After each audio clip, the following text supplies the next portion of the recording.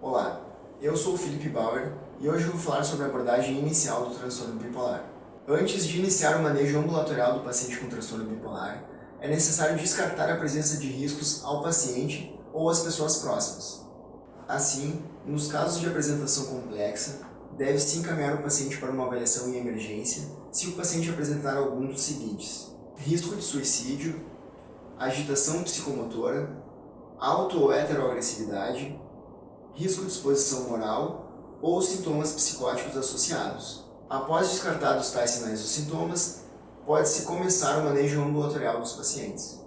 Frequentemente, os pacientes com transtorno bipolar têm grande dificuldade de aceitar a necessidade de tratamento, seja por eles apresentarem um episódio maníaco ou hipomaníaco com uma sensação de bem-estar excessiva, seja pelo estigma que o tratamento de uma condição psiquiátrica crônica pode trazer. Sendo assim, a primeira tarefa na abordagem terapêutica é o estabelecimento de um bom vínculo com o paciente, conversando com o paciente sobre o tratamento, sobre os riscos envolvidos e sobre a necessidade do uso de medicação de forma contínua, como em outras condições crônicas, como a hipertensão ou a diabetes, por exemplo. O objetivo do tratamento do transtorno bipolar é a remissão de sintomas e a prevenção de novos episódios de depressão ou de mania ou hipomania. Para isso, o pilar terapêutico é o tratamento farmacológico de forma contínua. Para a escolha adequada de um fármaco, é necessária a distinção se aquele quadro que o paciente apresenta é de um transtorno bipolar do tipo 1 ou do tipo 2. No tipo 1, não está indicado o uso de antidepressivos, pelo risco do paciente desenvolver sintomas de mania ou de hipomania. Já no tipo 2, pode-se ter como estratégia o uso de antidepressivos associados a outras medicações, de forma adjuvante. As opções de primeira linha no tratamento do transtorno bipolar são os estabilizadores de humor e também os antipsicóticos atípicos.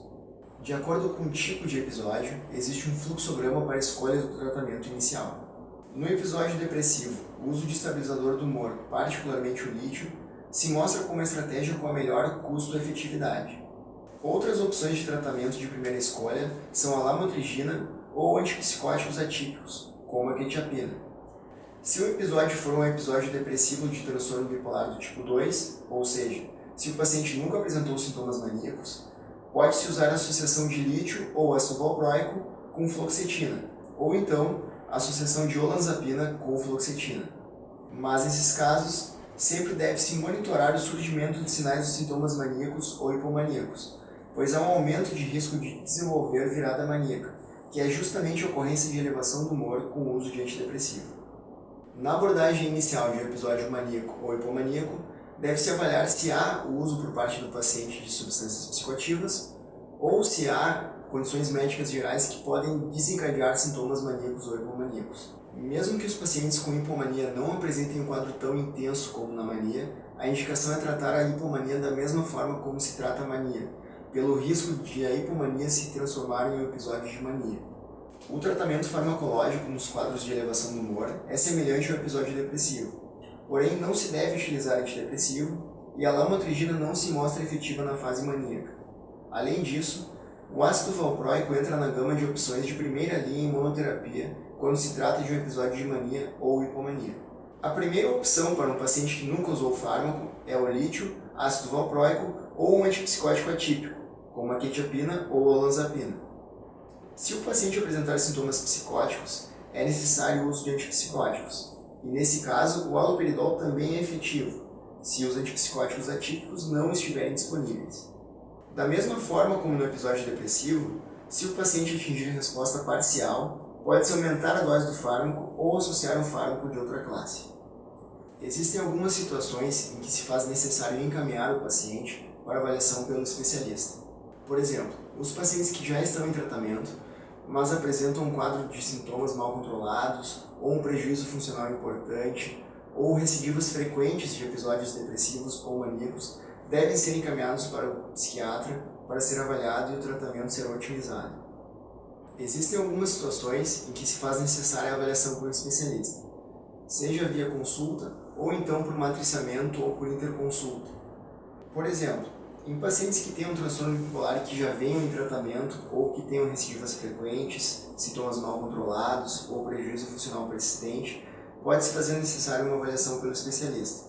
Além disso, pacientes que tenham dificuldade no tratamento farmacológico, por exemplo, que apresentam contraindicações que dificultam a escolha do tratamento ou efeitos colaterais intoleráveis, podem ser discutidos via matriciamento ou encaminhados para avaliação pelo especialista.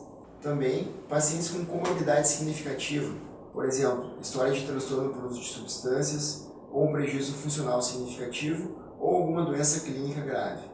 As pacientes que estejam grávidas ou em lactação podem ser avaliadas pelo especialista para adequação do tratamento farmacológico. Além disso, os pacientes que necessitem de um tratamento específico não disponível na atenção primária em saúde, por exemplo, psicoterapia ou eletroconvulsoterapia, podem ser encaminhados para o especialista. Pacientes que foram avaliados na emergência, mas que não têm indicação de internação, que tenham orientação de buscar atendimento psiquiátrico ambulatorial, devem ser encaminhados para o especialista. E pacientes que recebem alta da internação com orientação de buscar atendimento psiquiátrico ambulatorial também devem ser encaminhados para o atendimento especializado.